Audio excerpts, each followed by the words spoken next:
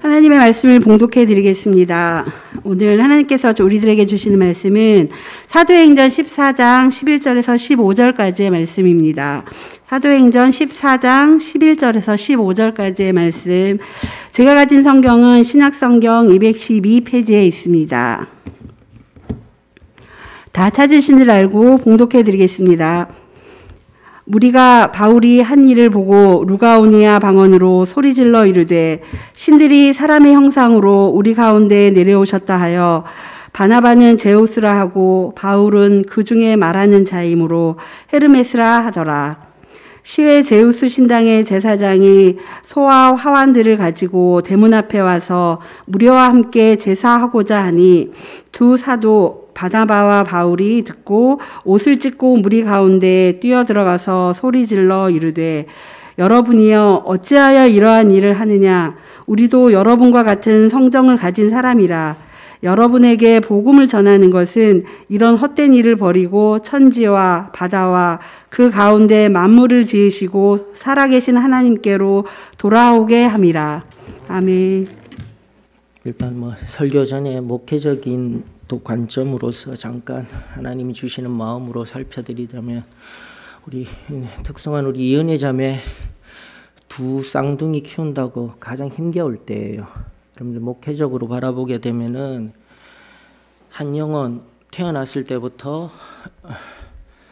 하나님 앞에 서기같이 이걸 인생 주기로 쭉 살펴보며 언젠가도 말씀드린 그 보험회사 문구 아닙니다 하였습니다. 요람에서 무덤까지는 교회가 가지고 있는 내용이에요. 개념이에요. 즉 날 때부터 태어나서 하나님 앞에 설 그때까지 어린 아기 때로부터 노년에 이르기까지 그 영혼을 살피며 함께 도우며 나아가는 것이 교회이자 또 목회자입니다. 그래서 인생 주기로 이제 양들을 살펴야 합니다. 바로 저때 아이를 놓고 아이가 한 5살 이상 되기까지, 그게 바로 인생 주기에 가장 힘들 때예요, 여러분. 그리고 교회 오는 것조차도 힘들 때예요. 압니다. 그걸 기다려주고 잠시 멈추어 서서 아버지로서의 하나님의 마음을 알아가는 시기. 그러면서 조금 더 성숙된 마음으로 그 이후에 교회에 참여하여서 아이들 다 독립한 뒤에 열심을 가지는 시기. 50대 이상 되시면 정말 열심 가지시고 열심히 하시잖아요. 이유들이 다 거기 있어요, 여러분들.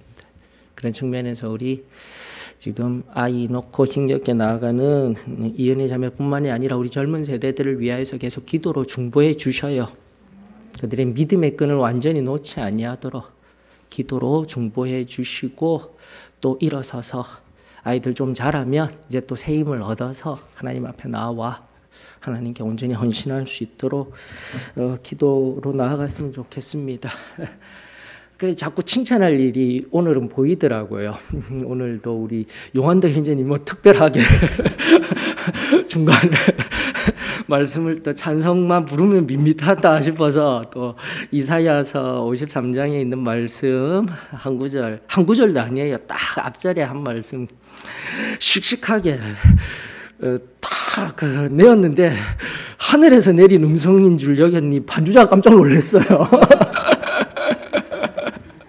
아유, 이런저런 모습 보니까 참 감사드려요. 근데 우리 반주자가 가장 일찍 와요. 저 어린 고등학교 2학년입니다. 그래서 저는 원해요. 여러 가지 세상 문화들이 계속해서 들어오고 유입되고 세상 속에 살아가고픈 마음이 굴뚝 같은 시기에 하나님 앞에 저렇게 헌신하며 나아가는 모습들, 오늘도 일찍 와서 혼자서 막 연습하고 하는 모습, 혼자서 하는 모습을 제가 얼마나 감사하든지 또 칭찬합니다. 그래요. 우리가 조금만 살펴보면은 하나하나 우리 서로 얼마나 한 사람 한 사람이 귀한지 우리 천국 가면 다 알겠죠? 그 소망으로 끝까지 하나님 앞에 나아가는 저와 여러분들의 소망교회가 되었으면 좋겠습니다. 자, 여기까지는 목회적인 관점 안에서 또 하나님 잠시 살펴주신 것들 여담으로 여겨주시고 또 말씀을 통하여서 하나님 뜻 발견할 수 있는 저와 여러분들의 복된 시간이 되십시다. 연하여서 16절로부터 18절 말씀 좀 더 보십시다.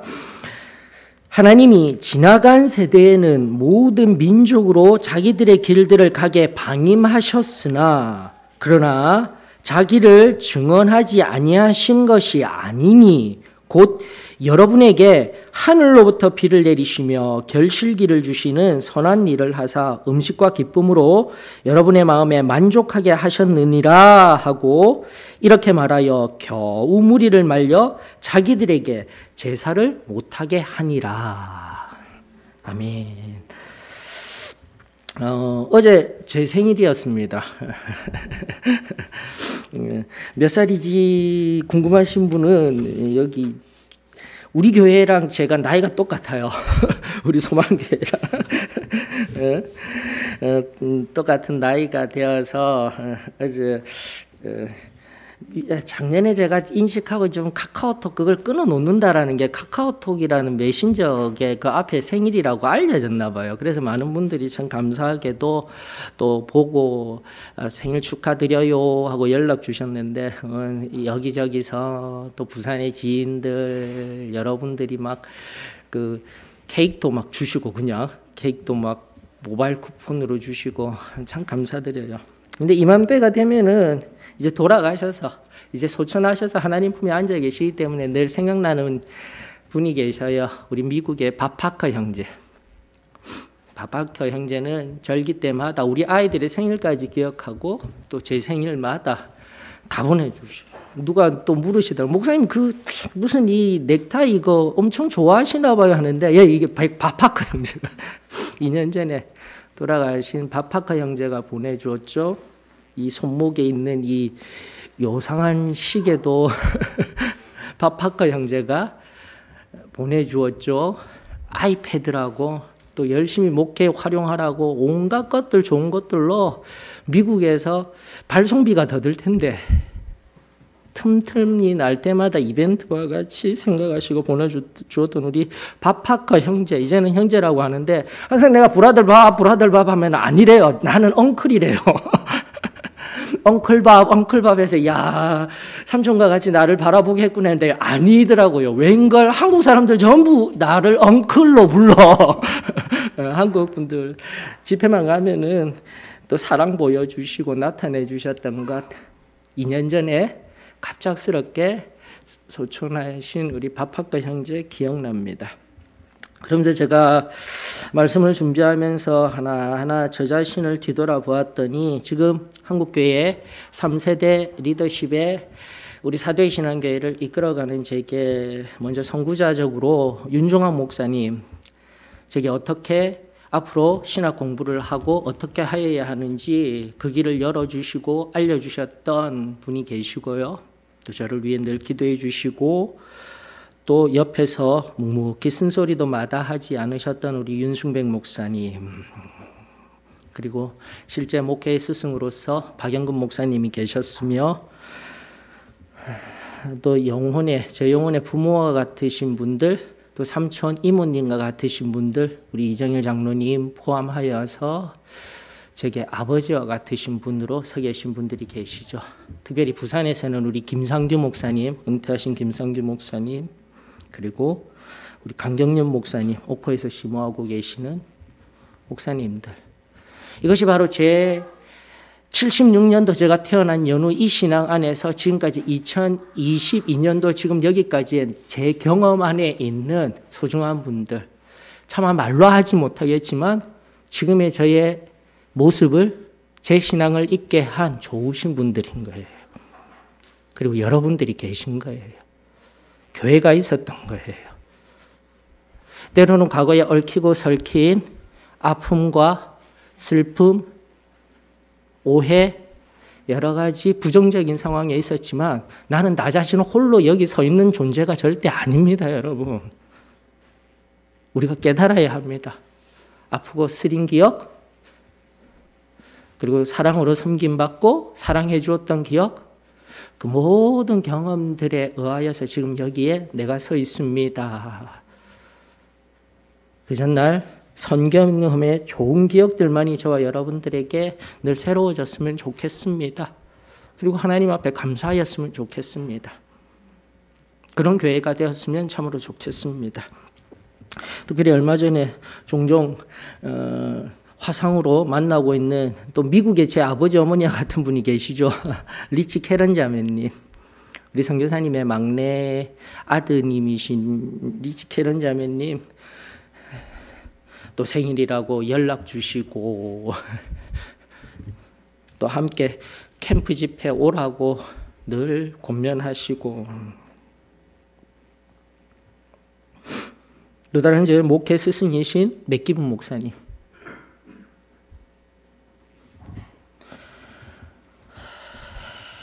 그 모든 분들께 감사를 드립니다.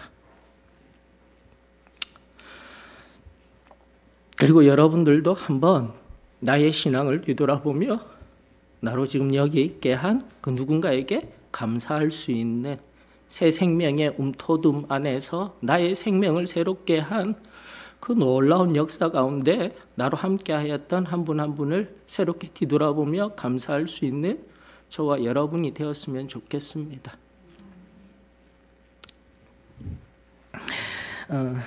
그러면서 제가 미국에 있을 때 리치 캐런 자매님이 바레트 선교사님의 좋은 얘기보다도 약점, 부족한 부분을 많이 이제 들려주신 것도 사실입니다.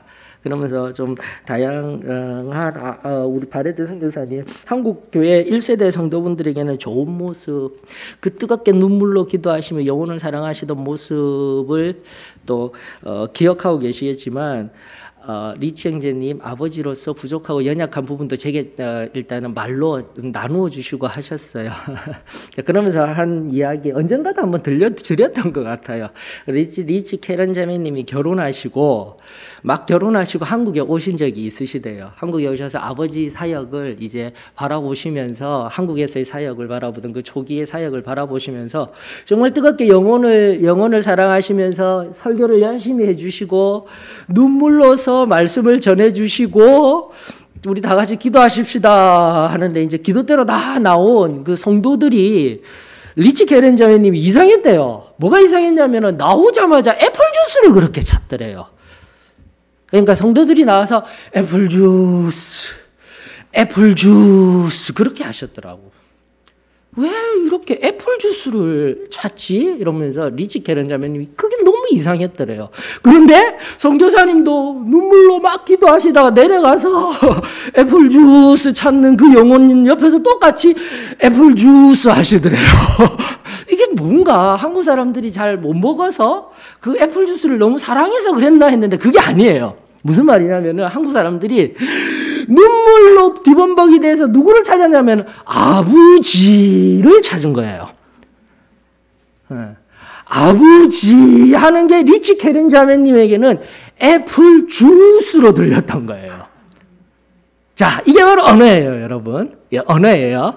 자, 이 본문 속에 이제 본문으로 돌아가십시다. 무슨 말이냐면은 바로 이 본문 속에 동일한 사건이 녹아 있는 거예요, 지금. 성경 11절에 보게 되면 여러분들 사도행전 14장 11절 본문 속에 보게 되면 지금까지 공동 언어였던 헬라어, 당시 신약 성경 속 로마 제국에 사용하였던 옛 고대 그리스어가 코이네라는 언어를 사용하고 있습니다. 근데 그 언어로서 공통된 용어를 한다든지 또는 비시디아 지역의 언어를 사용했다든지 여기 정도로까지 우리가 살필 수 있는데 지금 11절에 보면은 앞선 8절로부터 10절에 지난절 강의해 드렸던 이 놀라운 사건을 보고 그 사람들이 루가오니아 방언으로 즉 바울과 바나바가 알아들을 수 없는 말로 감격에 겨워서 하는 행동과 말들이 13절까지 흘러가고 있는 거예요, 여러분들. 이건 시점의 문제가 아닙니다, 지금. 왜 지금 이런 일이 일어나고 있는지를 여러분들 보실 수 있으셔야 돼요. 즉 언어의 다름과 함께 사도 바울이 처음에 바라보기는 이 놀라운 하나님이 한 영혼을 치유하여 주신 한 육체를 일으켜 주신 놀라운 일을 바라보고 동일한 자신의 경험 속에서, 선경험 속에서 모두가 또다시 야, 예수님을 감격하여서 기뻐하고 있구나, 하나님을 바라보고 있구나가 13절까지 사도 바울이 바나바가 성령에 아무리 이끌림 받은 자라 할지라도 경험에 의하여서 오해하였던 모습입니다 라는 걸 우리가 발견할 수 있어야 되는 거예요, 여러분들. 그리고 그뿐 아닙니다. 이 모든 사람들도 마찬가지죠. 지금 여기에 등장하는 루가오니아 사람들, 루스드라 사람들이죠. 루스드라 사람들이 결국은 자기네들이 알고 있던, 우리는 오늘 더 잘 알고 있습니다, 그리스 로마 신화를 통하여서 오늘 12절의 개역개정열은 바나바를 제우스라 이야기를 하고 있다. 제우스가 어떤 신인지, 그리스 로마의 아버지와 같은 신인 거 알고 계시죠? 그리고 바울을 헤르메스는 그리스 로마 신화에 보게 되면 이 뒤에 그 신발에 날개 같은 거 달리고 이 메시지, 신의 메시지를 전하는 제우스의 아들격 정도 되는 신으로 다신사상에 의하여서 지금 바울과 바나바를 바라보면서 바울과 바나바를 신으로 높이려고 하는 일들이 막 일어나고 있는 거예요. 그 소동이 시간의 경과석에서 일어나고 있는 거예요. 말씀은 우리들에게 그것을 이야기하고 있었던 것입니다. 그러면서 제우스를 섬기던 그 제사장들이 우르르르르 다 나와서 소에다가 화관 입히고 그 화관을 또다시 그 신, 인간의 형상을 입고 나온 그 신들에게 내어주기 위하여서 소동이 난 장면이 13절이에요. 자, 이때까지도 다시 한 번 더 강조합니다. 바울과 바나바는 앞선 자신의 경험, 즉 이들 루스드라 성의 백성들의 자신의 한계를 자신들이 가진 자신의 이해 속에서 바울과 바나바를 보는 것과 똑같이 바울과 바나바도 그 전날 사도행전 4장부터 시작되어진 베드로 사도에 의한 비슷한 동일한 미문가에 앉았던 안전뱅이가 일어나는 사건 속에서 유대인들은 하나님께 영광을 돌리는 사람도 있었지만 또다시 박해하는 사람도 있었습니다라는 이 성경험에 의하여서 바울과 바나바도 그냥 눈에 보이는 경험에 의하여서 또다시 방금 알려준 복음에 의하여서 방금 내가 들려준 예수님에 의한 복음, 곧 예수로 말미암아 이분이 메시아이시고 또 이분을 믿어야 구원의 놀라운 은혜를 받는 거야 라는 우리의 보편적인 이야기들 다 듣고 그 내용에 충만하여서 하나님을 높이는구나 라고 이해되어진 거예요, 지금까지. 자, 이게 바로 우리가 첫 번째 말씀을 통하여서 지금 깊이 살펴야 하는 거예요. 자, 사랑하는 성도 여러분, 우리 자신을 뒤돌아보십시다. 항상 우리는 그럴 수 있는 존재인 거예요. 이럴 수 있는 존재인 거예요. 우리의 한계는 명확한 거예요. 내가 가진 선경험에 따른 전 이해만 가지고 어쩌면 나는 내가 아는 하나님만 아니면 전혀 이해하지 못한 하나님을 섬긴다 하면서도 살아갈 수 있음을 깊이 깨달아야만 합니다. 바울도 마찬가지였습니다. 바나바도 마찬가지였습니다. 뚜렷한 하나님을 경험하였지만 지금 이 상황이 내가 인식할 수 있는, 내가 보고 들을 수 있는 그 상황 속에서도 전혀 다르게 반응할 수 있다라는 것을 우리가 깊이 묵상하였으면 좋겠습니다. 그러면서 성경 말씀에 의하면 다시금 그들의 방언으로 정확하게 그들이 말한 것은 하나님께 영광을 올려드린다 이해되며 감격에 찬 그 모습이 아니라 신들이 사람의 형상으로 우리 가운데 내려오셨더라라고 이해되어지는 그 소동 속에서 전혀 다르게 이해하고 있었으며 이것을 바로 오늘날 현대인들이 이야기하는 자기 해석의 시대라고 이야기를 하는 거예요. 아무리 알려줘도 진리가 전해지고 들려지고 보여줘도 지금도 앞선 놀라운 일이 일어나도 예수님을 섬기려 하지 아니하는 내 안의 인식으로 인하여서 내 경험으로 인하여서 내가 해석하여서 하나님을 판단하고 오해하는 시대가 바로 오늘날의 시대라는 것을 기억하며 나도 그럴 수 있어. 나도 그럴 수 있어. 내 경험, 즉 이성의 인식도 마찬가지입니다. 사고의 과정도 마찬가지입니다. 내 눈에 보이고 직접 들었다 할지라도 언제나 내 경험은 한계가 있어. 다 오를 수 없어 라는 새로운 고백이 저와 여러분들에게 말씀 앞에서 일어났으면 좋겠습니다. 그러면서 시점의 일이 아닌 시간이라는 과정 속에서 나의 해석이 끊임없이 진리를 가로막을 수 있다. 내가 판단하고 내 안에 내 경험으로 해석하여져서 누군가를 판단하고 상황을 판단하고 나아가 하나님조차도 원래 성경이 말하고 계시되어진, 즉 하나님이 인간들에게 자신을 보여주신 그대로 믿고 섬기는 것이 아니라 내 안에 내 해석으로 믿고 섬기는 여호와 하나님이 아닌 나의 하나님. 여기서는 성경이 말하는 하나님이 결코 아닙니다. 즉 우상인 거예요. 우상. 내가 우상을 섬기며 살아갈 수 있다라는 것을 우리 깊이 살피며, 자, 이제 이 사건을 통해서 좁혀야 되겠죠. 그럼 진리로 어떻게 나아가야 합니까? 내 경험에 의하여서, 때로는 기도 때의 내 경험이, 때로는 하나님 말씀을 통한 읽고 지금까지 살피었던 내 인식의 경험들이 때로는 다 옳지 아니하고 진리가 아닐 수 있음을 깨달았다면 우리는 다시 어떻게 해야 합니까? 라는 것을 이 말씀을 통해서 깨달아야 하는 거예요.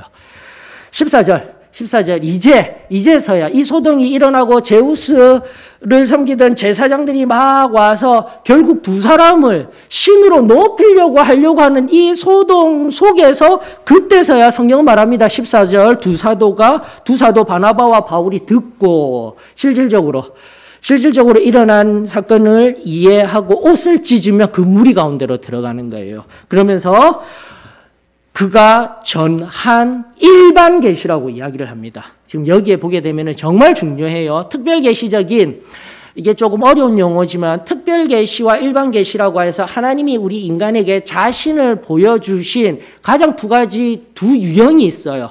특별 계시와 일반 계시를 동시에 지금 사도 바울이 이야기하며 말하며 하나님을 드러내신 장면이 바로 15절로부터 17절입니다. 쉬운 본문이 아니다라는 거예요, 여러분들. 구분이 되어져야 합니다. 그냥 쉽게 읽고 끝난 것이 아니라 다시 한 번 더 15절로부터 17절까지, 특별히 16절에서 17절까지는 우리가 알고 있는 예수 그리스도를 중심으로 한 예수 그리스도의 십자가의 사건, 그리고 죽으시고 부활하셔서 승천하신 복음의 내용에 의한 우리 하나님을 알려주신 것이 아니라 철저하게 그냥 이들이 이해할 수 있는 신의 개념으로서, 다신교 속에 있는 어떠한 한 신의 개념으로서의 일반 계시라고 이야기를 하는 거예요. 그렇게 지금 16절로부터 17절 이야기하면서 하나님을 이야기하였을 때 이 소동을 잠재우고 있습니다. 그러므로 사랑하는 성도 여러분, 우리가 하나님을 압니다. 내가 만난 하나님, 그리고 우리 사도의 신앙교에서 말하는 경험신앙, 체험하는 신앙과 승리하는 삶이 어쩌면 나만이 나의 것일 수 있습니다라는 것을 깊이 깨달아야 돼요. 그리고 이것을 다시 한번 내 옆에 있는 다른 교회에게, 즉 개신교회 내의 누군가에게, 내 형제 자매일 수 있어요. 또 나아가 세상에게 나는 내가 먹은 떡에 관한 이 진실, 이 놀라운 진리를 내 언어로 이야기를 하고 있지만 세상 사람들이 모를 수 있어요. 이것을 최초로 끌어올린 놀라운 사건, 그리고 놀라운 사람이 사도 바울이었던 겁니다. 저들이 이해할 수 있는 언어로, 저들이 알 수 있는 방법으로 지금 여기에 사도 바울이 증언하고 있습니다라는 것을 우리가 깊이 묵상할 수 있어야 돼요. 왜 이것이 묵상이 되어져야 되고 적용이 되어져야 합니까? 오늘 우리가 분명히 진리로서 끌어안고 있는, 진리로서 받아들인 이 체험의 신앙이 정말 진리라면 세상에 빛이 나야 됩니다. 정말 진리로서 나를 변화시켜 주셨으며 내가 변화된 뚜렷한 사건도 있었지만 왜 이 변화된 사건, 내 병이 나아진 특정한 심리의 사건, 또 나아가 내가 강건하여지는, 지난주와 연관하여져서 내가 강건한 이 은혜를 경험하고 있음에도 불구하고 이 진리가 드러나지 못하고 있는 이유가 무엇일까? 아직도 내가 모르는, 하나님 앞에서 이 진리의 깊이와 넓이를 모르는 그 무언가가 있지 아니할까? 겸허해질 수 있는 저와 여러분들의 복된 시간이 되기를 원합니다. 그리하여 다시 한 번 더 말씀 속에서 또 오늘도 내 심령 가운데 알려주시고, 나는 너를 만났건만, 나는 너를 안다 하였건만, 그 특별한 은혜를, 그 놀라운 은혜를 주었건만, 너는 무엇을 하고 있느냐? 이 받은 은혜에 의하여서 너는 무엇을 하며 어떻게 살아가고 있느냐? 되물으시는 하나님 앞에 오늘 다시금 나는 내 굳은 심장을 깨트리며, 하나님, 제가 부족하였습니다. 제가 연약하였습니다. 제가 지금도 잠시 이 격리라는 상황 속에서 하나님의 뜻을 이루지 못하며 살아가고 있습니다. 이 진실한 입술의 고백이 저와 여러분들의 영혼을 새롭게 일깨우는 복된 시간이, 은혜의 시간이 되어지기를 간절히 원합니다. 그리하여야 지금 내가 내 경험에서 만들어낸 하나님 섬김과 내 경험에 의하여서 잘못된 길을 걷고 있음을 깨달을 수가 있는 거예요. 이해할 수가 있는 거예요. 또다시 내 영혼이 지금 왜 이토록 메마른 상태에서 가고 있는지를 진정한 하나님의 음성을 들으며 말씀이 진정 내 마음 가운데, 또다시 내 심령 가운데 문을 두드리며 내 심령을 그 진리 앞에 내 마음 문을 온전히 열고 순종하는 마음으로 엎드리게 될 때, 지금까지 분명히 하나님 사랑하는 나인데, 하나님의 은혜 받은 나인데 아직 더 크고 놀라운 하나님을 경험하지 못하며 지금 여기에 진정한 하나님의 뜻, 곧 여기에 진리를 깨닫지 못하며 사용되지 못하며 아파하시는 그 하나님의 마음을 깊이 깨달아 하나님의 마음을 흡족하게 하는 저와 여러분들이 되었으면 참으로 좋겠습니다. 자, 이런 부분들 조금 어려워요. 이것을 쉽게 표현하기가 참으로 이해하고 그냥 단편적인 지식으로 일반 계시, 특별 계시 이 정도로만 아는 분도 계시는 반면에 전혀 지금 이 용어가 나에게는 익숙한 용어이지만 그 누군가에게는 전혀 개념조차도 잡혀져 있지 아니하고 사정적인 정의도 모르는 상태에서는 이 특별 계시, 일반 계시 이런 얘기들이 정말 힘이 듭니다. 자, 그리하였을 때에 우리가 질문해야 하는 거. 자, 이 부분을 바라보면서요. 특별히 보셔요. 어려운 용어로 시작하였지만 가장 간단한 우리 특히 청소년들이 많이 했던 질문 속에서 이 16절, 17절이 일반 계시로서, 죄송합니다. 일반 계시로서 우리들에게 하나님을 나타내어 주는 질문이 있는데 바로 이 질문입니다. 우리 청소년들이 많이 하는 질문. 이순신 장군은 천국에 갔어요, 안 갔어요? 또 우리 성경을 조금 아시는 분들, 솔로몬 왕이 천국에 갔을까요, 안 갔을까요? 바로 이 질문에 대한 답이 여기 있는 거예요, 여러분. 천국에 가봐야 진정한 답은 알 수 있겠지만 지금부터 16절, 17절이 바로 하나님을 정확하게 모르고 예수 그리스도의 그 십자가의 특별 계시라고 하는 예수 그리스도를 우리가 믿음으로 말미암아 구원 얻는다라는 그 그리스도의 보혈을 경험하고 체험함으로 얻는다라는 이 특별 계시, 나가 이것을 어떻게 이해하고 알고 있습니까? 말씀을 통해서요. 즉 특별 계시는 예수 그리스도와 성경입니다. 기록된 말씀. 여기에서 하나님이 어떠한 사랑을 주셨으며 우리가 또다시 이 말씀과 예수 그리스도의 그 십자가의 사건과 나아가 승천하시고 하늘에 계신 그 뚜렷한 사건을 성경에서 이해하였기 때문에 우리가 엎드려 기도할 수가 있었던 거예요. 은혜를 경험할 수 있었던 거예요. 어떤 목사님 때문에 아니에요. 사도의 신앙교회 때문에 아니에요. 이젠 이걸 명확히 했으면 좋겠습니다, 여러분. 진리는 다시 한 번 더 어디로부터요? 하나님의 말씀이 기록된 성경으로부터요. 다시 한 번 더 그 성경이 예수님이 이 땅에 도저히 이해할 수 없는 우리의 피조 세계를 넘어서 계신 분이 직접 이 땅에 오셨던, 성육신 하셨던, 우리의 시간으로 약 2000년 전에 이 땅에 오셨던 그분이 계셨다라는 것을 정확히 말씀하여 주시고, 또다시 태초로부터 지금까지 구약 성경이 말하던 것은 바로 예수님이 오실 거야. 예수님이 오실 거야. 예수님이 오셔서 오늘도 여기에 시간을 이어주는, 저는 찬송, 특송의 사건이라고 믿습니다. 하나님과 더 깊은 자리에 나가면은 바로 요한도 형제가 입술로 말한 것과 같이 이사야 선지자, 주전 700년경에 있었던 그 선지자의 입술을 통해 예수님 오실 거야 라고 말하였던, 인간의 역사 속에 뚜렷하게 날마다 하나님이 일반 계시로서 말씀하였던 것을 특별 계시, 말씀 속에서 우리로 알게 하여 주셨던, 그가 찔림은 우리의 허물을 인함이요.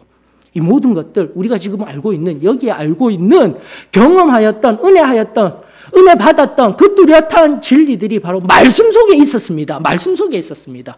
이제는 고백될 수 있어야 돼요.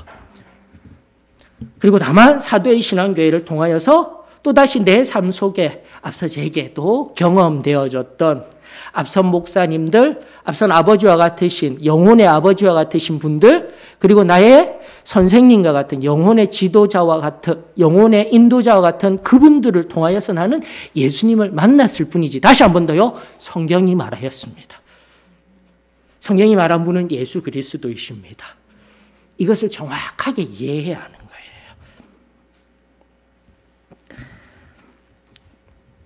그러면서 16절, 17절에서는 너희들이 이해할 수 있는 언어로 이 하나님이 바로 결실기마다 물 주고 비 주고 보호하여 주셨던 분이 하나님이셔.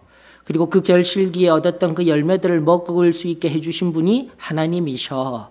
그리고 그 먹는 것으로 감각적인 충족을, 마음의 충만을 허락하시는 분이 하나님이셔 하면서 그 앞으로 돌렸던 거예요. 환원하였던 거예요. 여러분들 8절로부터 다시 한 번 더 7절이죠. 6, 7절에 의해서 루스드라와 더베와 그 근방에서 복음을 전하니라 라는 말씀, 그리고 15절 오늘 본문 속에 여러분에게 복음을 전한 것은, 이 복음이 바로 예수 그리스도가 누구이신지 하나님의 말씀에 의하여서 정확하게 우리들에게 알려주신, 분명히 구별하고 구분해야 할 특별한 계시입니다.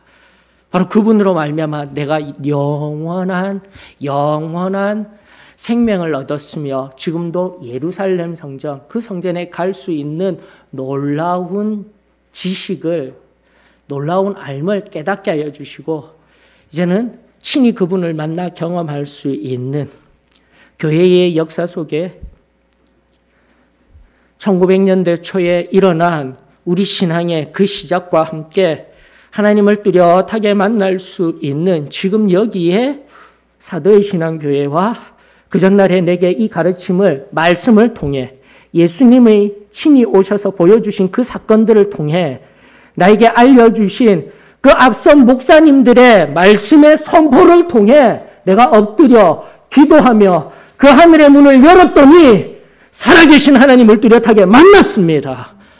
여기까지의 전 이해가, 여기까지의 온전한 내 복음에 또다시 하나님이 그전부터, 태초부터 나를 위해서 나를 바라보시고 사랑하여 주셨구나라는 이 깨달음이 있기까지 오늘 이 말씀 앞에서 하나님 감사합니다.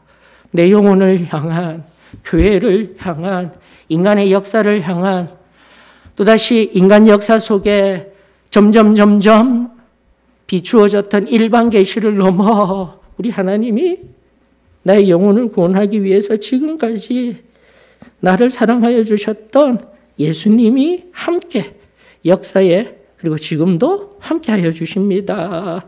이 진실한 고백이 저와 여러분들에게 새로워지기를 주의 이름으로 축원합니다. 그리하였을 때 우리는 오늘 내가 잘못 이해하는 하나님, 우상이라고 하였습니다. 우상인 줄도 모르고 나는 살아갈 수 있는 거예요. 바울과 바나바도 그랬던 것처럼요. 깨달아야 하는 거예요.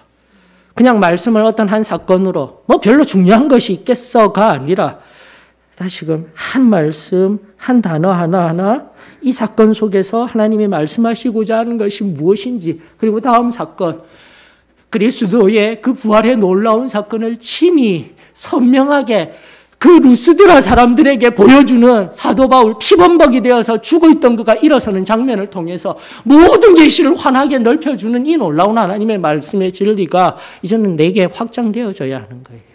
깨달아져야 하는 거예요. 그냥 주어진 말씀이 아니라 지금까지 상고하였던 전체 안에서의 나를 향한, 교회를 향한, 그리고 온 우주를 향한 하나님, 그 놀라운 사랑이 저와 여러분들에게 새로워질 수 있기를 주의 이름으로 축원합니다. 이 정도로만 하고 오늘 특별 계시, 일반 계시가 정말 하나님 안에서 이해되어지는 여러 가지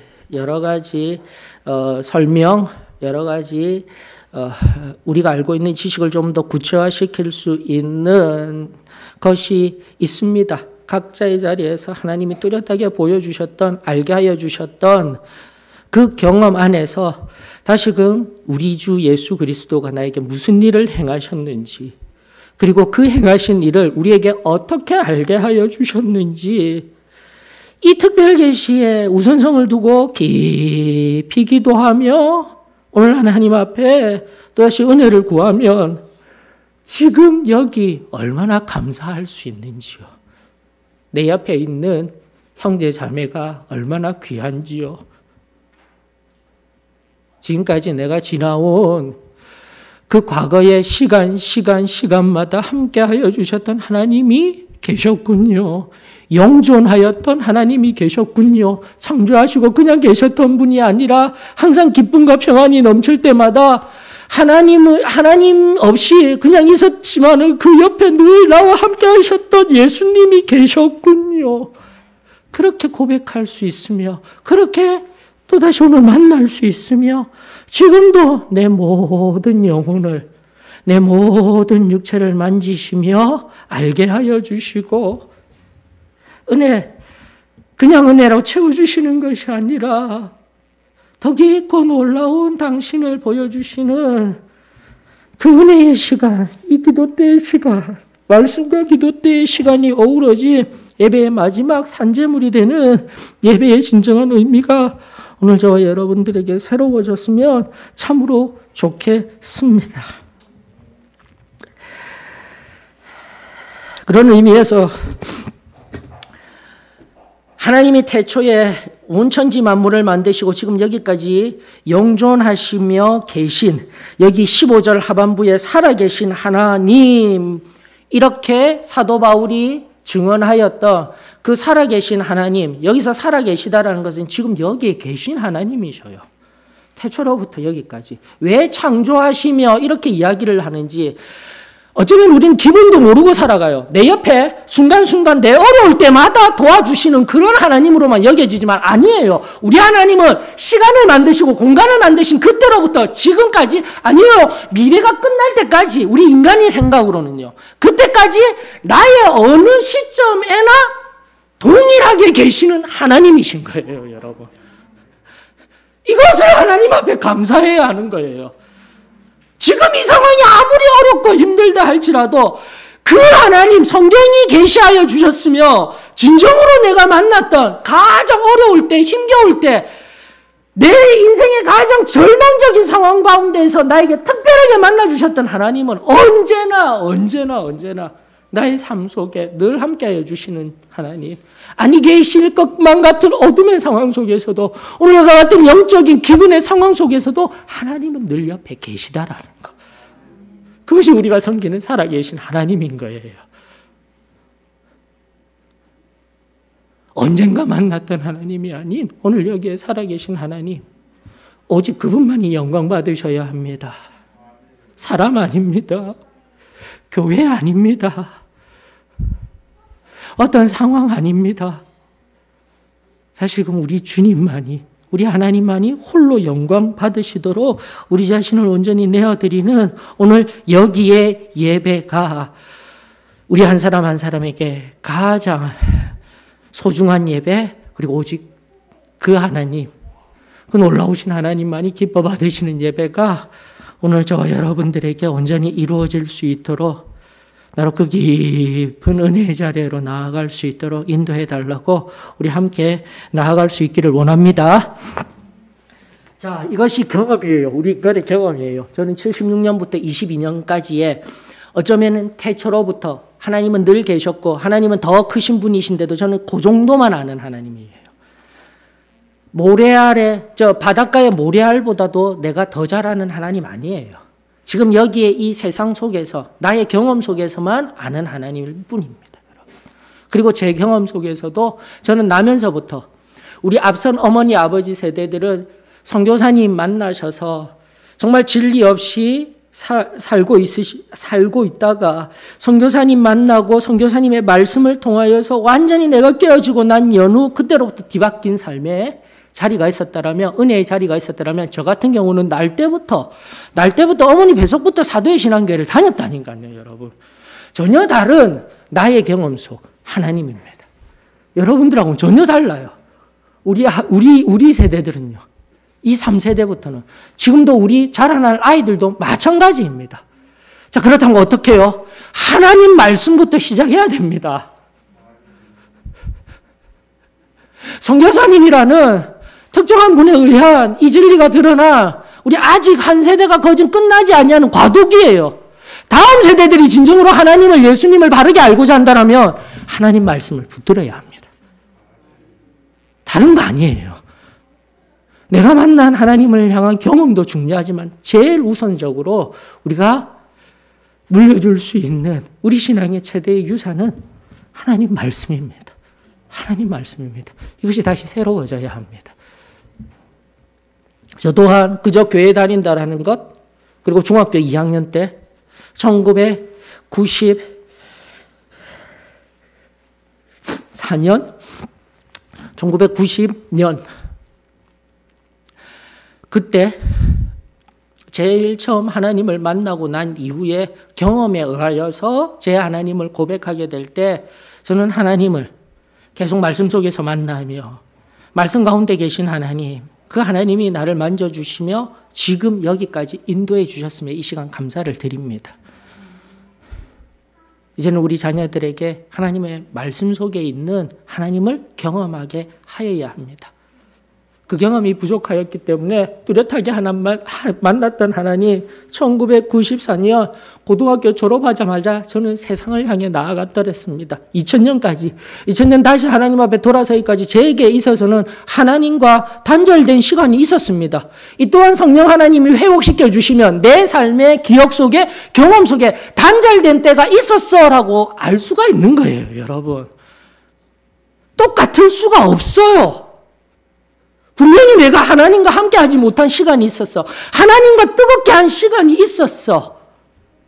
이것이 복음 앞에 서게 된다라면, 하나님 예수 그리스도의 은혜로 말미암아 내가 완전히 깨닫게 된다라면 나는 정확하게 내가 어떠하였는지 진리의 성령에 의하여서 정확히 알 수가 있답니다. 그러면서 제가 지금 그때 그 어두웠던, 교회는 왔다 갔다 했어요. 부산교회는 왔다 갔다 했지만 1994년부터 2000년까지는 저 밑바닥에서 뭐 다시 말씀드리지 아니하여도 한 번씩 간증을 통해서 알려드린 그대로의 이런 경험이 있었습니다. 그리고 2000년 다시 돌아와 지금도 눈에 보이죠. 우리 소연 형제도 보이고, 우리 지훈이 엄마, 지혜 자매도 보이고, 저때 고등학생으로 뜨거웠을 때 부족하지만 교사로서 섬기던 기억. 그러면서 그 2, 3년 함께 하였던 기억. 어쩌면 나는 내가 무언가를 막 해준 것 같다. 아니에요. 저는 그런 기억도 없어요. 그러나 그들에게는 그 모습들이 어떻게 비춰졌는지, 그리고 그 이후에 어떻게 비춰졌는지 우리는 아무것도 모릅니다. 이것이 우리의 기억, 우리의 경험입니다. 사랑하는 성도 여러분, 다시 하나님 말씀을 통해 예수 그리스도가 나에게 무슨 일을 행하셨는지 그 경험과 그 특별한 체험과 그 기억으로 우리는 다시 돌아가야 될 때입니다. 그 은혜가 지금 필요할 때인 거예요. 그렇지 아니하면 나는 그냥 언제부터 구원받아서 그때로부터 지금 여기까지 한결같다라고 나는 아무 문제 없는 사람이 되는 겁니다. 여러분 그건 하나님만이 그러실 수 있는 거예요.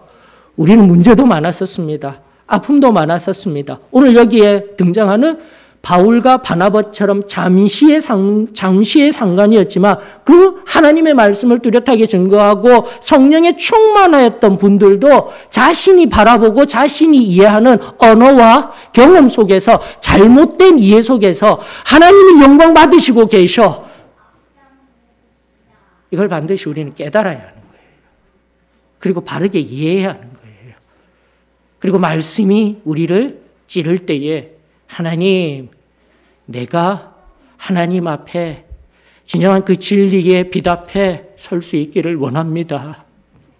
그리하면 지금 내 심령을 답답하게 억누르고 있는, 짓누르고 있는 나도 모르는 내 영혼이 자유케 되지 못하며 아파하고 신음하는 이유도 몰라 나약하여진 나의 신앙이 다시 한 번 더 찢기어같이 끼었던 것이 우리 신앙의 가장 간단한 표현으로 예수 그리스도로 말미암은 성경에 기록된 그 보혈로 말미암은 우리가 경험으로 교리적인 단순한 가르침에 의하여서 하나님 앞에 엎드려 정직한 영으로 기도하였더니 내 심장을 보혈로 덮으시고 성령이 나로 내 지성소와 같은 내 속사람에 가득가득 채워주시고 모든 것을 환히 알게 하여 주시고 정말 성령의 충만함으로 다시금 새롭게 덧입혀서 나로 하나님의 손에 붙들린 자로 새롭게 세워주시는 그 진정한 하나님의 은혜가 오늘 여기에 회복되어질 줄 저는 믿습니다. 그 은혜를 사모하십시다. 나를 너무 높게 평가하지 말고 다시 한번 내 십자가 앞에서 나 자신을 가장 낮은 곳으로 인도하여 주시고 지금도 내 걸음을 멈추게 하여 주시고 이 루스드라 성의 소동을 멈추게 하여 주시는 복음의 그 선명한 빛이 우리 주 예수 그리스도의 보혈이 그 태초로부터 비추었던 생명의 빛에 하나님이 오셔서 태초로부터 운행하시던 성령 하나님이 오셔서 나를 완전히 뒤바뀌어 주시는, 나를 완전히 뒤집어 주시며 나로 진정한 하나님을 경험케 하여 주시는 그 깊고 놀랍고 부요한 은혜, 오직 예수 그리스도 그 깊은 은혜의 자리로만 나아갈 수 있었으면 좋겠습니다. 그리고 성경은 끊임없이 우리들에게 늘 이야기하길, 오늘 유다서 마지막 저를 말씀으로 하여서 마쳤으면 좋겠어요. 성경을 계속 바라보게 되면 서신서 이후 늘 바라보게 되면 늘 동일하게 마칩니다. 여러분들 홀로 영광 받으시는 분은 사람 아닙니다. 내게 어떠한 은혜를 끼치게 한 수단이었던 사람, 교회 절대 아닙니다. 사울과 바나바 같이 관계에 의해서 누군가를 높이고 있습니까? 어떤 단체를 높이고 있습니까? 관계를 높이고 있습니까? 다 깨트려 버리십시오. 다 깨뜨려 버리고 오직 교회를 통하여서 영광 받으실 분은 오직 한 분, 유일하신 하나님. 우리가 교회의 역사 속에서 이해하고 있는 삼위일체의 그 하나님만 홀로 영광 받으시도록 나의 영혼을 변화시켜 주셨으며 사도의 신앙교회도 있게 하셨으며 경험의 진리도 알게 하여 주셨으며 나를 만드신, 지금 여기에 만드신 유일하신 한 분 하나님만 영광 올려드리는 저와 여러분들이 되었으면 좋겠습니다. 유다서 24절 25절은 이렇게 선포합니다. 능히 너희를 보호하사 거침이 없게 하시고 너희로 그 영광 앞에 흠이 없이 기쁨으로 서게 하실 이 곧 우리 구주 홀로 하나이신 하나님께 우리 주 예수 그리스도로 말미암아 영광과 위엄과 권력과 권세가 영원 전부터 이제와 영원토록 있을지어다. 아멘. 오직 우리 주님만, 우리 하나님만 높여드리며 모든 더러운 우상의 찢기들, 우리 안에 끼어져 있던 내 안에 경험의 인식들 다 깨어져서 부서져서 순결한 소재와 같이 그렇게 하나님 앞에 올려질 수 있는 저와 여러분들의 이 복된 예배, 그 정결한 은혜의 깊은 자리로까지 나가게 해달라고 우리 하나님 앞에 엎드려 기도하십시다. 하나님 앞에 나아가십시다.